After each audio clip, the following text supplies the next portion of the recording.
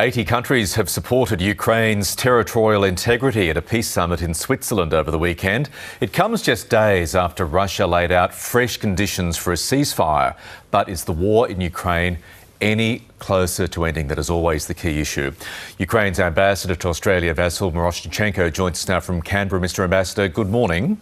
Good morning. Ukraine must be buoyed by that show of international support.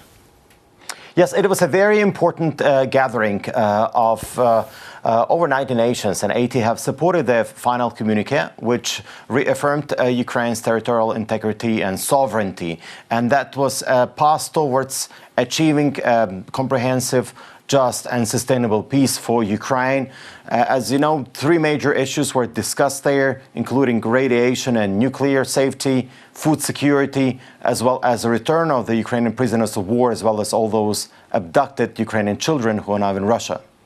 We did mention, though, at the same time, Vladimir Putin was laying down his preconditions for peace, including Ukraine withdrawing from its NATO ambitions and also handing over to Russia in its entirety 4 provinces.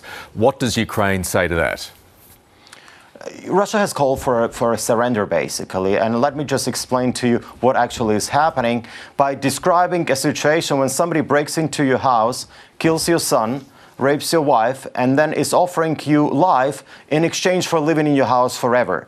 And this is what Russia is actually offering to Ukraine. Therefore, this proposal has been rejected. What does peace look like for Ukraine? What does Ukrainian need to see for, as you would see it, a proper peace to be conducted? It's easy. It's withdrawal of the Russian troops from the Ukrainian territory, and we'll have peace. It's what Russia has to do.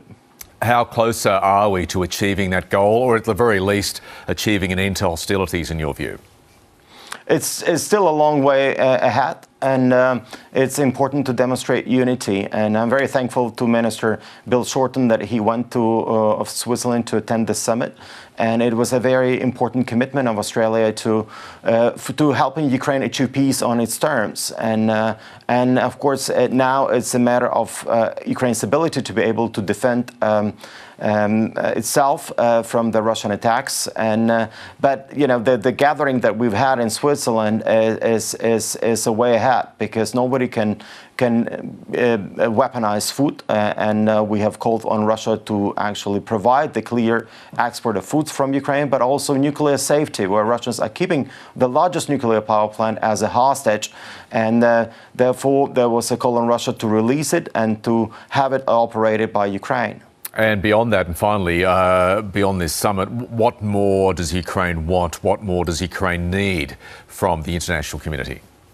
At this stage, we need to prop up our air defense systems. We need to get the fighter jets, and we need to defend the cities, because as I'm here, Russians have again attacked a region of Poltava, over 23 people injured, many are also killed, and it's happening on a daily basis. Russian attacks are quite incessant, destroying our civilian infrastructure, but also hitting different cities out there in different parts of Ukraine. So at this stage, we should demonstrate strengths, and the only way we can demonstrate that strength is to demonstrate that we can defend ourselves militarily.